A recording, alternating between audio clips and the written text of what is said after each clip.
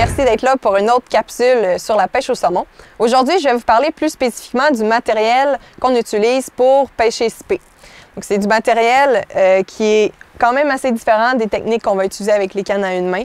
Donc, la technique de lancer à une main où là, on fait juste lancer en arrière puis on va loin derrière. Là, pour les techniques de lancer spé, on a besoin d'un équipement différent. Premièrement, je vais vous parler des cannes.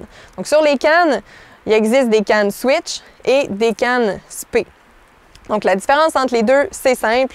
Les cannes spé font en haut de 12 pieds, les cannes switch font en bas de 12 pieds. Donc, celle-ci, c'est une canne switch numéro 7. Donc, elle fait 11 pieds, canne switch. Donc, là, si on regarde les numéros, l'équivalent d'une switch numéro 7 serait comme l'équivalent d'une canne numéro 8 à une main. Pour les cannes spé, une spé numéro 7 serait équivalent à peu près à une numéro 9 à une main. Donc, vu qu'on a un équipement plus gros, plus puissant, on vient chercher des fois des numéros qui ne sont pas tout à fait équivalents à ce qu'on peut comparer avec les cannes à une main. Maintenant, on va regarder les moulinets. Les moulinets, vous avez peut-être déjà vu un équipement spé, tout est plus gros. Donc, le moulinet aussi est plus gros parce qu'il y a plus de soie à l'intérieur, on a besoin de plus d'espace. Qu'est-ce qu'on retrouve à l'intérieur de ce moulinet-là? C'est simple. Premièrement, la ligne de réserve, ici, qui va être au fond du moulinet. Habituellement, c'est au moins un 150 verges. Ensuite, le fameux shooting line pour les personnes qui veulent lancer très loin. Donc, et oui, avec les lancers spé, on est capable d'aller chercher souvent même du 100 pieds. Bon, c'est beaucoup. Okay? Visez pas 100 pieds au début. On va commencer avec un 60 pieds. Déjà là, ça va être bon. Donc, pour aller chercher plus de distance. Ensuite, on a la tête de la soie. Cette tête-là, c'est elle qui va nous permettre de faire toutes les lancers puis pouvoir aller porter la mouche où on veut. Je vais vous en parler plus en détail tout à l'heure. Au final, on va ajouter un bas de ligne parce que le poisson, il faut pas qu'il voie la soie. Il faut que la mouche se présente bien comme il faut. Donc, on va mettre un bas de ligne qui va être plus long que d'habitude. Un bas de ligne qui va faire minimum 12 pieds. Celui-ci en fait 15. C'est assez long.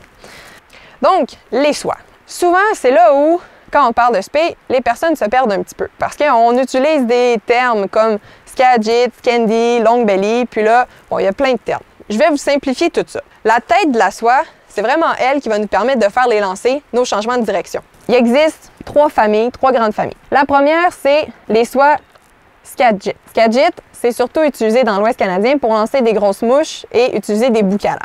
C'est quand même utile dans notre environnement au Québec quand l'eau est haute, par exemple. Skagit, comment on peut faire pour les remarquer? Habituellement, ils font entre 20 à 30 pieds. Maintenant, une autre famille, longueur un petit peu plus longue. Quand on parle de soie Skendi, c'est plus des soies qui vont faire entre 30 et 40 pieds. C'est plus ça qui est utilisé au Québec parce que la soie, vu qu'elle est un petit peu plus longue, les présentations sont plus délicates.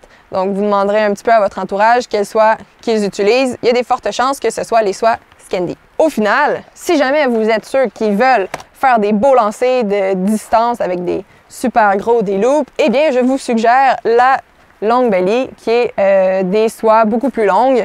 Habituellement, ils font entre 50, ça peut même aller jusqu'à 80 pieds. Là. Bon, peut-être que j'exagère un peu, mais dans les lancers de compétition, ils vont utiliser ça. C'est pas ça que je vous suggère. Puis celle-ci, ben, elle fait 66 pieds. Donc, c'est quand même assez long. Si jamais vous voulez essayer ça, vous allez voir qu'à la fin de votre journée, vous allez sentir dans votre épaule que c'est pas mal plus difficile. Donc, si jamais j'avais un équipement à vous suggérer, ce serait un équipement avec la soie Skendi. Donc, vous auriez votre canne avec votre moulinet, ligne de réserve, shooting line, la soie Skendi et au final, le bas de ligne. Donc, on a tout résumé ça, simplifié la chose. Maintenant, vous allez voir, il y a certaines soies où ils vont inscrire les numéros dessus. D'autres soies, ça va être en nombre de grains. Avec les soies spé, c'est plus ça qui est utilisé en nombre de grains.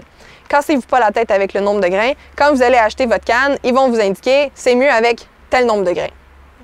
Et vous allez acheter votre soie en conséquence. Maintenant, là, je vous ai présenté plein d'équipements. Peut-être que vous vous dites, ça fait pas mal d'équipements à se procurer. Est-ce qu'il y aurait un moyen que je puisse essayer les lancers spé sans nécessairement acheter tout ça? Oui! Vous pouvez aussi pratiquer avec votre canne à une main. Toutes les lancers spé se font aussi à une main.